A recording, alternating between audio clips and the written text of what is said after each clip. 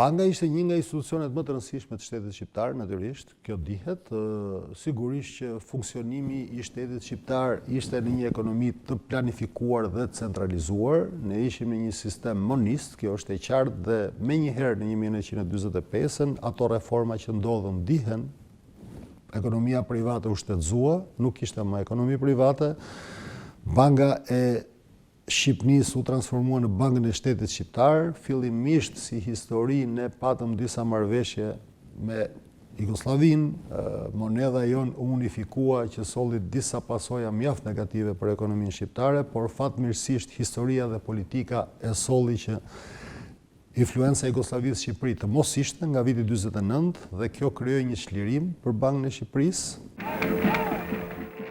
Fundi i nëntorit 1944. Ky parakalim i fitimtarëve të luftës në kryeqytet shënonte nisjen e një ndryshimi të thellë në jetën politike dhe ekonomike të Shqipërisë.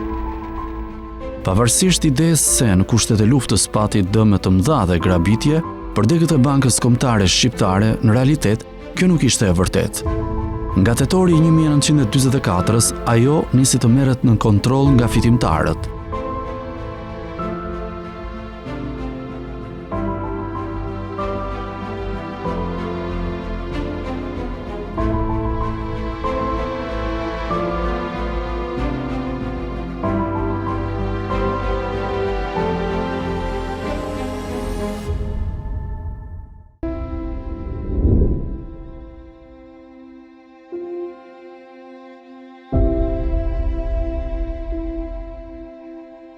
Planet për të marrë nën kontroll të plot Bankën Kombëtare, e cila juridikisht ishte nën koncesionin italian, kishin nisur që në tetor të vitit 1944. Në Berat, ku ishte qeveria provizore, nisi hartimi i bazës ligjore. Dimitar Pasko, njëri prej ekspertëve të angazhuar në këtë punë, në kujtimet e tij shkruan: Në ministrinë atëhershme në Berat isha në punë si i tretë, ministër Ramadan Çitaku, sekretari i përgjithshëm Qiriako Harito dhe këshilltar unë. Përgatita një sër raportesh mbi gjendjen monetare të asaj kohe. Më 28 nëntor 1944 u ktheva në Tiranë dhe vazhdova të punoj pranë Ministrisë së Financave si teknik. Kam përgatitur këto projekte ligjesh. Projektin mbi Bankën e Shtetit Shqiptar me Kosta Boshnjakun. Kam bashkëpunuar edhe në përgatitjen e disa projekteve të tjera. Partia Komuniste në atë kohë ishte më përpara dhe e kishte filluar që në Kongresin e Përmetit, që kishte menduar që unë do ta marr pushtetin dhe pushteti kërkon patjetër bankën. Qeveria e instaluar në Shqipëri aso kohë ishte një qeveri e cila kërkonte me çdo kusht të konsolidonte çdo qelistë të pushtetit, që të mos kishte asnjë lloj problemi dhe banka duhet t'i shërbente pikërisht konsolidimit të këtij regjimi. Më 13 janar 1945, Kryesia e Këshillit Antifashist Nacional Çlirimtar miraton dy ligje shumë të rëndësishme për bankën. Ligji mbi anulimin e konvencionit të Bankës Kombëtare të Shqipërisë dhe të aksioneve të saj thoshte se shtetëzohet Banka Kombëtare e Shqipërisë. Shteti nuk njeh detyrimet e Ish-Bankës Kombëtare të Shqipërisë kundrejt të tretëve për depozitat në ardh dhe në valutë të huaj. Pjesë e paketës ishte edhe ligji organik për Bankën e Shtetit Shqiptar. Pra, kemi një entitet të ri me emër të ri, Banka e Shtetit Shqiptar. Për emrin, mbase mund të ketë një diskutim, po unë them që edhe emri ka qenë i paramenduar, sepse banka që kishte emrin kombëtare nuk ishte kombëtare. Ishte Bankë e Shtetit Shqiptar. Dhe ndoshta emri është më i përshtatshëm Bankë e Shtetit Shqiptar se Banka Kombëtare e Shqipërisë. Më 17 janar 1945, në mjediset e Bankës Qendrore në kryeqytet, zgjidhet Këshilli Administrativ me kryetar Sejfullah Malshovën, nënkryetar Kol Kuqalin edhe 5 antar, mes të cilëve edhe Dimitar Pasko e Abdyl Këllezi. Po atë ditë, Konstantin Boshnjaku emërohet drejtori i bankës. Më 22 janar 1945, në Tiranë u zhvillua ceremonia e përurimit ku mori pjesë kryeministri Enver Hoxha. Po atë ditë nisi punën zyrtarisht Banka e Shtetit Shqiptar. Sipas ligjit të ri, ajo kryen shërbimet e arkës, pagesat për thesarin e shtetit, mbajtjen e depozitave, shitblerjen e arit dhe metaleve të çmuara, këmbimin e valutave, nënshkrimin e marrëveshjeve të huave dhe ngritjen e magazinave të përgjithshme të mallrave. Në aspektin financiar dhe monetar, gjatë vitit 1945 pati ndërhyrje në shkallë të gjerë. Në treg kishte mungesa të mëdha para asnjë qarkullim. Emetimi i kartmonedhave ishte i pamundur. Nevoja e parë imediate ishte plotësimi i nevojës për kesh, për para kesh në ekonomi, sepse lufta e kishte zbrazur arkën e Bankës Qendrore dhe kjo ka qenë, të themi, aksioni i parë me emetimin e çek monedhave në atë periudhë. Krahas plotësimit të qarkullimit monetar, për shkak se jashtë kufive të vendit kishte sasi të mëdha kartmonedhash shqiptare, u vënë në kontroll të plot qarkullimi monetar. Kjo u bë nëpërmjet sysarzhimit, vulosjes së kartmonedhës që qarkullonte në treg. Më pas u vurej që ishte e nevojshme të vendosej kontroll mbi masën monetare në ekonomi. Pse e themi këtë? Sepse Banka Kombëtare e Shqipërisë e ushtronte aktivitetin në një territor gjeografik më të madh se territori i Shqipërisë mbas luftës së dytë botërore. Dhe për këtë u mor reforma e parë që neve e përmendim shpesh, u shurgjargjuan frangat AR dhe çek monedhat e emetuara nga Banka Kombëtare e Shqipërisë dhe nga Banka e Shtetit Shqiptar. Potenciali i Shqipërisë nuk ishte për monedhë. Nuk kishte mundësi dhe prandaj u bë shurgjargjimi. Dhe ajo solli pastaj një përmirësim rrënjësor të qarkullimit monetar. Në vitin 1946 ishin jugoslavët që punuan me një synim të qartë, të merrnin plotësisht në dorë frenat e ekonomisë shqiptare. E para në radhë që Banka e Shtetit Shqiptar, që në 1945 u diskutua zëvendësimi i monedhës, një kopje e reformës që ndodhi në Jugosllavi, ku në prill të 45-s u bë një simi monetar, nga i cili u zhvlerësua artificialisht franga shqiptare në raport me dinarin. Sipas ekspertëve që punonin në Bankën e Shqipërisë, të cilët kanë bërë një raport shumë të mirë mbi parasyshmërinë e lidhjes së ngushtë ekonomike, financiare mes të Shqipërisë dhe Jugosllavisë, sidomos tek monedhat, sepse franga shqiptare e cila ishte në fuqi aso kohë, ishte ku më avantazhuar dhe shumë herë më e fuqishme se dinari jugosllav. Studimet e drejtanishme thonë që kursi i këmbimit që u vendos nuk ishte i drejtë. Dhe kjo bëri që jugoslavët ta gjenin të lirë për të ardhur në Shqipëri dhe për të blerë mallrat në tregun shqiptar, më lirë se sa në tregun jugoslav. Përplasjet e jugoslavëve me drejtuesit e BSHS-s kishin dalë hapur. Në shkurt të 1946-s, plenumi i 5 i Komitetit Qendror të Partisë kritikoi ashpër qëndrimin dhe pikpamjet liberale e oportuniste të Sejfullah Malshovës, që ishte dhe presidenti i bankës dhe kryetari i Komisionit Ekonomik. Ai akuzohej se synonte të mbante dy ekonomi paralele, ndërkohë që partia ishte angazhuar për luftë të pamëshirshme ndaj kapitalit privat. Në fillim të 46-s, nisën përgatitjet për zëvendësimin monetar të frangës ekzistuese me frangun e ri shqiptar. Një raport të nënshkruar nga Konstantin Boshnjaku kërkohej një zëvendësim mekanik mes monedhave, me argumentin se, në raport me arin, monedha është e stabilizuar dhe si një këmbim jo i barabartë i monedhave mund të sjellë turbullira në treg. Raporti ishte në kundërshtim të plot me planet jugoslave. Më 2 prill të 46-s, Këshilli i Ministrave miratoi 4 vendime të nënshkruara nga kryeministri Enver Hoxha. Së pari, shkarkoi Këshilli Administrativ i Bankës së Shtetit, i emëruar më 17 janar 1945. Sejfullah Malshova, Konstantin Boshnjaku dhe pak muaj më vonë edhe Dimitër Pasko futen në kalvarin e persekutimit. Në 11 korrik 1946, Presidiumi i Kuvendit Popullor miratoi dekret ligjin mbi këmbimin e kartmonedhave. Vitin pasues, jugoslavët nuk patën më pengesa me përparimin e planeve të tyre. Ndërkohë, u ndërmor dhe një reformë tjetër monetare, zvendësimi plot i frangës shqiptare me lekun.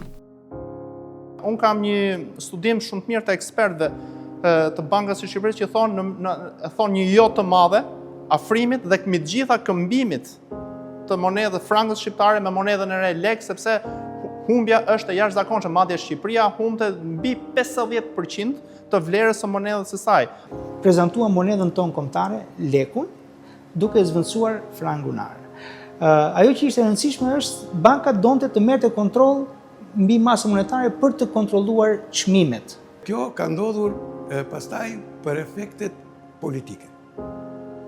Ndryshimi i frangut në lek është një politikë e pastër pastaj për të arritur në atë që erdhi më mbrapa, që ishte bashkimi doganor dhe gjëra të tjera. Këmbimi monetar u bë në raportin 1 frang baraz me 9 lek, ose baraz me 9 dinar. Fill pas kësaj u barazuan çmimet dhe u hoqën doganat. Sipas studiuesve të kohës, vetëm si pasojë e unifikimit të imponuar mes lekut dhe dinarit, ekonomia shqiptare humbi 882 milion lek. Në rastin e Bankës Kombëtare të Shqipërisë, sasia e monedës në qarkullim përcaktohej mbi bazën e sasisë së arit, sepse kishin sistemin e bazuar në ar. Në rastin e Bankës së Shtetit Shqiptar, mbas reformave paramonetare, ekonomia formohet dhe kontrolli monetar bazohet mbi aktivitetin ekonomik në vend dhe jo më përmbjarje. Monedha jonë nuk kuotojnë asnjë nga bursat botërore. Ishte monedhë pak a shumë e pavlerë. Kishte vlerë vetëm këtu. Rënimi do të kishte qenë përfundimtar, por në mes të vitit 1948 ndodhi përmbysja në marrëdhëniet politike me Jugosllavinë. Për pasojë, në qershor të po atij viti, u shfuqizua Konventa Shqiptare Jugoslave e Bashkimit Doganor, unifikimit të çmimeve dhe të monedhës. Në vitet që vijuan, Banka e Shtetit Shqiptar e humbi gradualisht rolin e saj klasik, duke u shndërruar në një mekanizëm thjesht partijak në funksion të regjimit. Periudat politike të lidhjeve ekonomike, fillimisht me Moskën dhe më pas me Pekinit, përcaktuan edhe zhvillimet monetare. Kjo u duk shumë qartë tek emetimi i monedhës. Pas 2 vjetësh u konvertua përsëri, u zëvendësua kartmonedha lek me kartmonedhën e re lek. Njëra e printuar në Jugosllavi, tjetra e printuar në Bashkimin Sovjetik. Dhe kjo, për opinionin tim, është frika dhe vetëm frika. Po sipas modelit sovjetik, u emetua edhe një monedhë tjetër e quajtur Buona lek. Ishin kartmonedha të veçanta, ku njerëzit vinin thyenin valutën dhe në vend të lekut merrnin Buona lek, të cilat mund t'i përdorin për t'i blerë në dyqanet e valutës që kanë ekzistuar atko për blerë mallra të veçanta. Pas ndërprirjes së marrëdhënieve me rusët, nisi ndikimi kinez. Në 64-ën u krye një reformë tjetër në qarkullimin monetar. Në treg u hot një monedhë dhe një kartmonedhë e re në lek në raportin 1 lek i ri baraz me 10 lek të vjetër. Nga ajo kohë lindi keq kuptimi që jeton edhe sot në treg. Lek i ri, lek i vjetër. Ajo ka filluar në vitin 1962. Pse në 62? Sepse deri në vitin 1960 filloi ngrirja e madhe e marrëdhënieve të Shqipërisë me Bashkimin Sovjetik. Pas marrëzisë së madhe që bëri qeveria shqiptare në denoncimin e Bashkimit Sovjetik dhe afrimin me Kinën, Bashkimi Sovjetik bëri një lojë, e bëri rublën herë 10, që do thotë Shqipëria do të pagunte herë 10 kredit që kishte marrë nga Bashkimi Sovjetik përfshirë ato që ishin falur. Dhe në 62-shën un kam raportin e zëvendës kryeministit Abdyl Kollezi që këshillonte kryeministin Mehmet Çeu për t'ia paraqitur byros politike dhe personalisht Enver Hoxhës rëndësinë kardinale që do kishte ndryshimi i kursit të lekut, nxjerrja e emitimi një monedhe të re, e cila do të kishte 10 fishën e vlerës së monedhës së vjetër. Zvendësimi u bë nga 15 tetori 1965 deri më 31 dhjetor të po këtij viti. Kartmonedhat u printua në Kinë. Emisioni u riprintua edhe një herë në vitin 1977, po në Kinë. Ky emision ka qenë më i gjatë në qarkullim.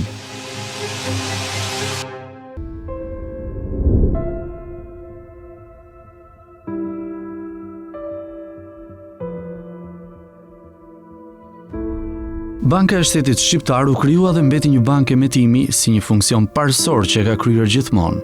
Ligji i vitit 1945 për bankën ishte një ligj që nuk devionte shumë nga roli i bankës krahasuar me atë që ishte më parë. Reformat që i japin formën e plot Bankës së Shqipërisë fillojnë në vitin 1952 dhe konsolidohen deri në fund të vitit në mesin e viteve 60. Praktikisht për të kuptuar rolin e Bankës Qendrore duhet kuptuar si funksiononte ekonomia shqiptare ose një ekonomi e centralizuar. Në ekonominë e asaj kohe, në ekonominë shqiptare, ekonomia e centralizuar administrohet nga shteti. Në këtë rast shteti, çmimet janë të pandryshueshme, janë të fiksuara dhe shteti ai që përcakton se si do të ndahen burimet, të mirat e kufizuara në një bashkësi mallrave dhe shërbimes që janë të nevojshme për ekonominë. Ndryshimet radikale ndodhin në 1965-ën. Ligji nr. 4021, datë 23/6/1965, që hyri në fuqi në 1 korrik të 65-s, përcaktonte që Banka e Shtetit Shqiptar ishte një institucion shtetëror, ishte person juridik dhe kishte llogari të pavarur. Ajo bënte pjesë në sistemin financiar të Republikës Popullore të Shqipërisë dhe vepronte në bazë të ligjeve, të dispozitave të qeverisë, të urdhrave dhe udhëzimeve të Ministrit të Financave. Sipas atij ligji, Banka e Shtetit Shqiptar, përveç emetimit monedhës, kryerjes së veprimeve juridike në lidhje me arjen dhe me valutat e huaja dhe dhënies së kredive, merrte edhe funksionin shtesë si shërbimin e thesarit dhe të arkës për buxhetin e shtetit dhe kontrollonte fondin e pagave. Që të mund të funksiononte ky sistem, duhej që dikush të kontrollonte. Dhe ky rol kontrollit ju dha Bankës së Shqipërisë. Jo në kuptimin e drejtë për drejtë si kontrollues, por për faktin e thjesht sepse në mënyrë që çmimet të mbeteshin të pandryshueshme, do të duhej që sasia e paras të hedhur në qarkullim të ishte e barabartë me sasinë e prodhimit. Në vitin 1946, Bankës së Shtetit Shqiptar ju ngarkua ligjërisht kryerja e shërbimeve të thesarit të shtetit. Kjo nënkuptonte arktimin e të ardhurave dhe kryerjen e shpenzimeve për llogari të shtetit. Më parë, kjo kishte qenë detyrë një drejtorie të veçantë në Ministrinë e Financave. Bankës ju ngarkua detyra për thesarin e shtetit, për të mbartur llogaritë e thesarit të shtetit. Dhe llogaritë e mbretërve, qeverive, i kanë mbajtur dhe bankat e tjera. Pra nuk është një gjë e re e paditur. Ajo që ka qenë e re për atë kohë, ka qenë një ligj tjetër, që është në të njëjtën kohë me këtë që të shërbente thesarit të shtetit, që është ligji që banka të ishte arka e përgjithshme e shtetit. Dhe arka e përgjithshme e shtetit ndryshon nga thesari. Ndryshon sepse arka e përgjithshme kërkonte që të gjitha ndërmarrjet, institucionet që ishin atë kohë, t'i depozitonin parat në bankë. Këto transaksione ishin jo transaksione në kesh, ishin transaksione në llogari, pra që mbaheshin siç mbahen dhe sot nëpërmjet sistemit të, ne sot themi sistemi pagese, por këto ishin transaksione të regjistruara në kontabilitet, nuk përfshinin lëvizje të paras kesh. Ndërsa në raport me individët, në momentin e pagimit pagave, pavarësisht se pagat paguheshin nga ndërmarrjet, marrëdhënia ishte në kesh. Banka nxirrte aq kesh në ekonomi, aq para, aq lek, sa ç'ishte dhe fondi i pagave. Në 1946 u vendos po ashtu që marrëdhëniet financiare mes ndërmarrjeve dhe institucioneve të rregulloheshin nëpërmjet Bankës së Shtetit Shqiptar. Ky ka qenë një proces që me kalimin e viteve është plotësuar edhe me akte të tjera nënligjore, me të cilat banka u kthye jo vetëm në agjenci pagesash, por edhe ndërhyrën në rregullimin e marrëdhënieve financiare mes palëve. Banka shërbente si agent i të gjithë njësive të ekonomisë, duke filluar nga qeveria për kryen e transaksioneve në emër apo për qëllimet të qeverisë, të ndërmarrjeve që funksiononin në atë kohë dhe natyrisht dhe të sektorit të jashtëm, pra të eksportit dhe importit, ose ndërmarrjeve që bëhen eksportin dhe importin. BSH-ja kontrollonte të gjithë flukset e qarkullimit parave në ekonominë socialiste, por me kalimin e viteve, ajo u fut gjithnjë më thellë edhe në kontrollin dhe përdorimin e parave nga klientët e saj. Kjo veprimtari, edhe pse dilte jashtë natyrës së një banke, ka zënë një vëllim të madh pune në vitet e socializmit, duke i dhënë bankës atributet e auditimit financiar. Banka u ngarkua me kontrollin e fondit pagave, po jo të plotë, jo për të gjithë, edhe natyrisht edhe me kontrollin e financimit të investimeve dhe me remetimeve të mëdha. Dhe natyrisht këto ishin detyra, nuk kanë qenë funksione. Vendosja e BSH-s në varësinë e Ministrisë së Financave u shfrytëzua për të nxjerrë të gjithë treguesit e tjerë dhe për të kontrolluar plotësisht secilin end ekonomik të vendit. Kjo është materializuar edhe në rregullimin ligjor të nxjerrjes së bilanceve nga banka, që në atë kohë njihen me emërtimin Plani i Arkës. Kjo nisi që nga viti 1952, kur banka u urdhërua që çdo 3 muaj të nxirrte planin e Arkës, që nuk ishte asgjë tjetër vetëm se lëvizja e parave që arkëtoheshin dhe paguheshin nga arkat e bankës, duke treguar burimin e të ardhurave dhe qëllimin e pagesave. Plani i Arkës është instrumenti kryesor me të cilin Banka e Shtetit Shqiptar ushtronte politikën e vet monetare. Plani i Arkës tregon, Plani i Arkës bazohej mbi planin e aktivitetit ekonomik, përfshinte të gjitha hyrjet, daljet, pagesat që banka do të duhet të bënte gjatë një viti në përputhje me planin e miratuar të zhvillimit ekonomik dhe të prodhimit dhe zhvillimit ekonomik e financiar të vendit. Ky plan ishte dhe orientimi, nuk dua të them kufizimi, po orientimi për sasinë e paras që duhet hedhur në ekonomi.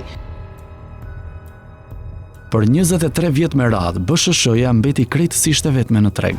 Në 1969 u krijua një bankë e dytë, Banka Bujqësore, që ishte thjesht shtesë e BSH-s. Kjo u duk edhe në funksionet e njëjta që kishte me të.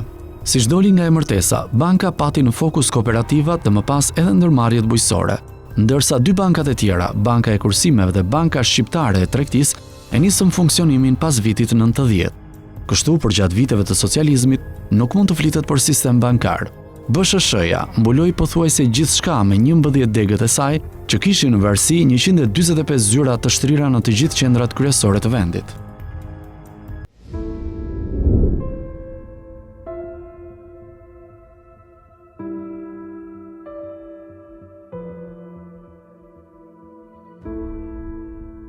Pas vitit 1945, ashtu si vetë banka u transformua dhe mënyra e depozitimit të parave. Nisi me konfiskimin e mjeteve monetare të vendosura në bankat private italiane që u shtetëzuan dhe me konfiskimin e depozitave të huajve. Fat të njëjtë patën dhe depozitat e qytetarëve vendas. Në pak më shumë se një vit, depozitat e gjetura ndërruan zot. Krijimi i depozitave të reja deri në 1949 që një aktivitet i papërfillshëm. Në maj të 49-s, me një urdhëresë të posaçme të Këshillit të Ministrave, u krijuan arkat e kursimit, të cilat filluan aktivitetin në 1 gusht të po këtij viti. Ato ishin një njësi më vete për pjesë e BSH-s. Fondet e mbledhura prej tyre depozitoheshin në bankë, ndërsa në arkat e kursimit mbanin vlerat kufizuara. Në raport me depozitat, Banka e Shtetit Shqiptar nuk pranon depozita drejt për drejt nga individet, por në atë kohë ka funksionuar sistemi i arkave të kursimit, e cila ishte si një agjenci më vete, e cila mblidhte kursimet e popullatës përkundrejt një norme të caktuar interesi. Depozitat në vitin 1991 kanë arritur në 500.000.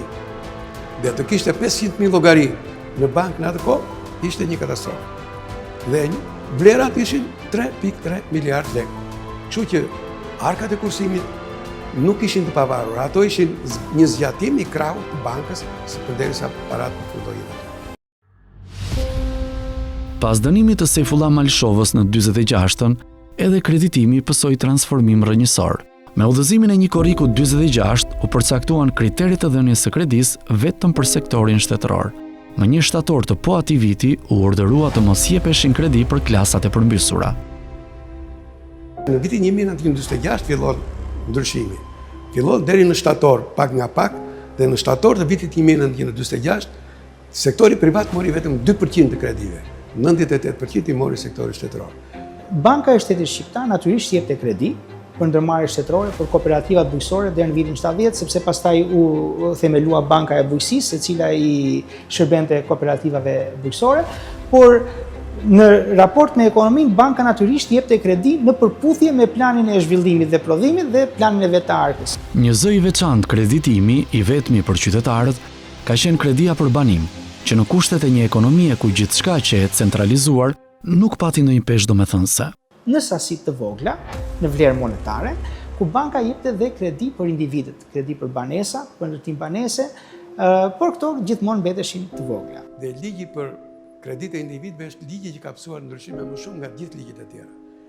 Deri në vitin 1980 është ndryshuar 8 herë dhe ka pasur ulje ngritje të jashtëzakonshme, duke forcuar kushtet, duke bërë përjashtime dhe kredit për të ndërtuar një shtëpi të re nuk jepeshin.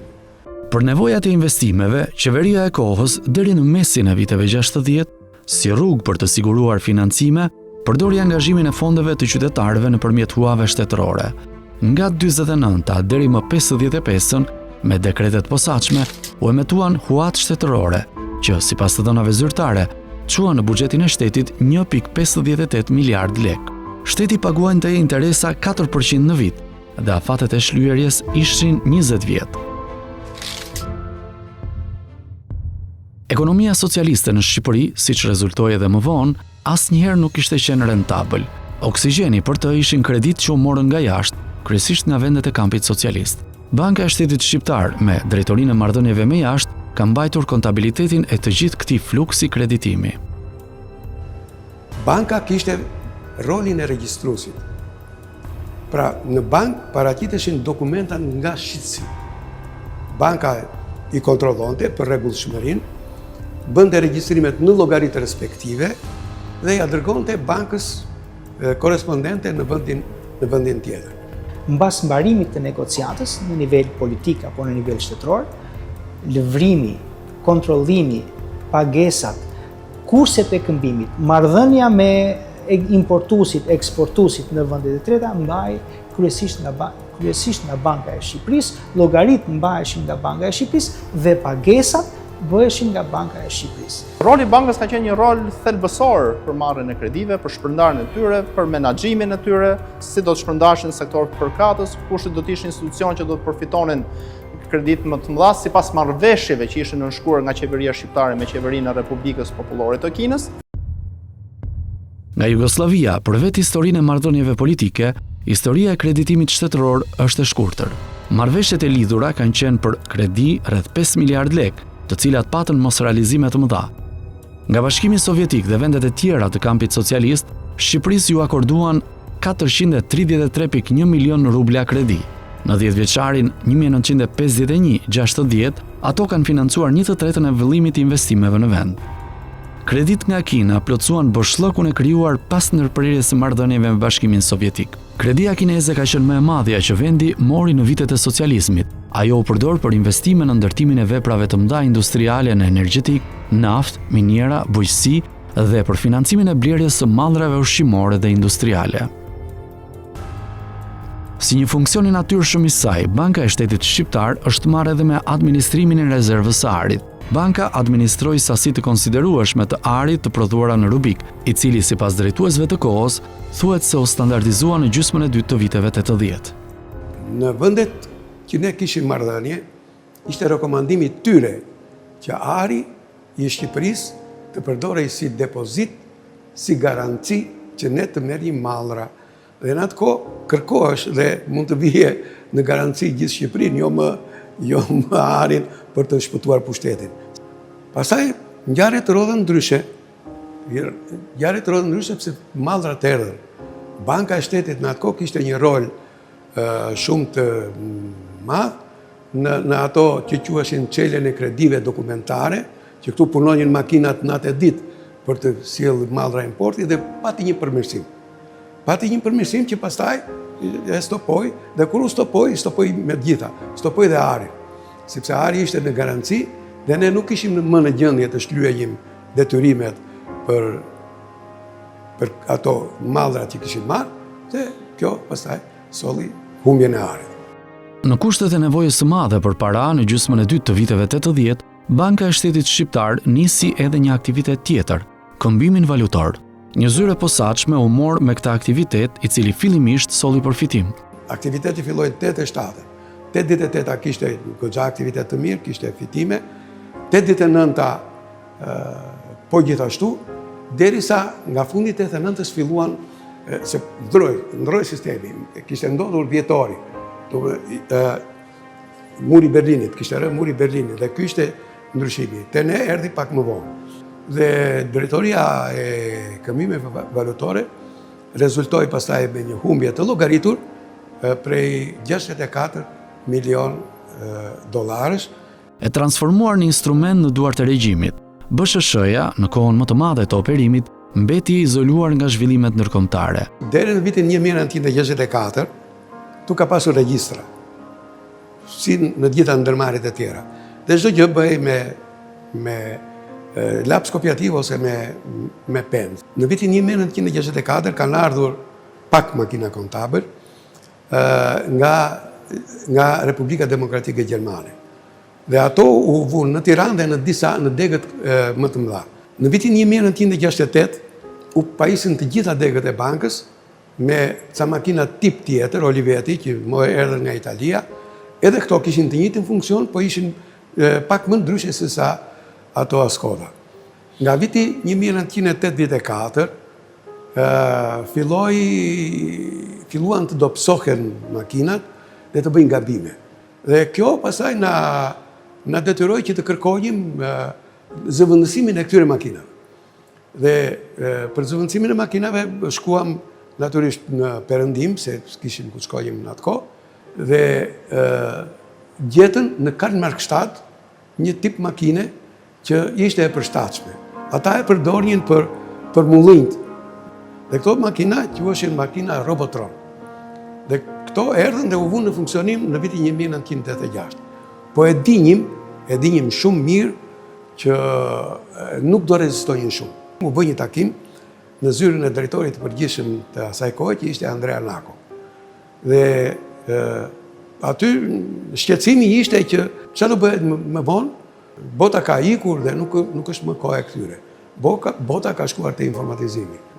Drejtori i përgjithshëm na ngarkoi ne si drejtori e financës, sepse ne kishim kontabilitetin. Dhe ne u lidhëm me ca të tjerë ndërmjet ca, që thoshin me kontrabandist, me një fjalë. Dhe nga ata kemi importuar 4 kompjutrat e parë, por nuk ishte e lehtë, ishte shumë e vështirë, dhe nga kjo ka nisur pastaj deri nga viti 1991, kur ne filluam të na pranojnë në klubin e IBM-s. Pastaj ishte diçka më e lehtë, por prapë pengesat ishin shumë të mëdha, dhe në Bankën e Shqipërisë informatizimi ka mbaruar në vitin 2002. Si pjesë e strukturës shtetërore, banka varej funksionalisht nga Ministria e Financave dhe jepte llogari para saj. Këshilli i bankës miratoi nga Ministri i Financave. Situata ndryshoi edhe me një dekret të tetorit të vitit 1987, që vendosi BSH-n në varësi të Këshillit të Ministrave. Banka ishte së pari në varësinë e Ministrisë Financave dhe me kalimin e viteve kaloi në varësinë direkte të Këshillit të Ministrave. Banka e Shqipërisë merrte informacionin që vinte nga Ministria e Financave dhe Komisioni i Planit të Shtetit mbi planet e prodhimit vjetor dhe i përdorte këto si bazë për të kontrolluar dhe mbas kontrollit për të garantuar ose për të bërë emetimin e monedhës. Fatkeqësisht, nga institucioni pavarur që duhet të ishte, dhe ishte një shtojc, nëse më lejonit ta quaj kështu, të Ministrisë Financave, cila varej kryekëput nga byroja politike. Ashtu si e gjithë jeta ekonomike dhe sociale e vendit, edhe Banka e Shtetit Shqiptar ishte instrument në duart e Partisë Shtet. Ky vendim, i firmosur nga Ramiz Alia në emër të Partisë së Punës, e ilustron qartësisht këtë. Në drejtimin e bankës, nga 45-a deri më 90-ën, shërbyen 8 drejtues, duke nisur me Kosta Boshnjakun për të vijuar me Abdyl Këllezin, Spiro Bakallin, Alex Verlin, Kostaq Postolin, Andrea Nakon, Kamber Myftarin, për të mbërritur në vitin 90 në drejtimin nga një antar i byros politike, Qiriako Mihali. Roli i Bankës së Shqipërisë nuk ishte rol politik, ishte rol teknik. Pra, planet, prioritetet përcaktoheshin në nivel politik dhe në nivel shtetëror, dhe banka kujdesej që këto të materializoheshin sa më drejt në ekonomi. Ekonomia shqiptare ka përjetuar kufizime, ka përjetuar, të themi, shtrëngesa ekonomike dhe financiare, por kjo ishte në nivel ekonomie, jo në nivelin, domethënë i mungonte prodhimi, por jo të shkaktuar nga banka, nga ekspansioni monetar i periudhës. Për këtë arsye, duhet menduar që Banka e Shqipërisë ka luajtur një rol pozitiv, e ka bërë siç duhet detyrën e vet. Ende para në regjimi që në vitet e para të dekadës së fundit të shekullit të 20, banka u fut në procesin e transformimeve të mëdha, që i hapën rrugë demokratizimit të vendit. Po të adresohemi një ekonomie të planifikuar dhe centralizuar, funksionimit me ato ligje dhe me ato kritere, kuptojmë dhe sa i rëndësishëm ishte roli i Bankës së Shtetit Shqiptar në funksionimin e ekonomisë shqiptare, me rolin e saj konfirmues, certifikues dhe orientues në financat shqiptare, në ekonominë shqiptare, nëpërmjet certifikimit dhe miratimit të bilancave financiare të gjithë ndërmarrjeve, por që de facto ishte ekonomia shqiptare.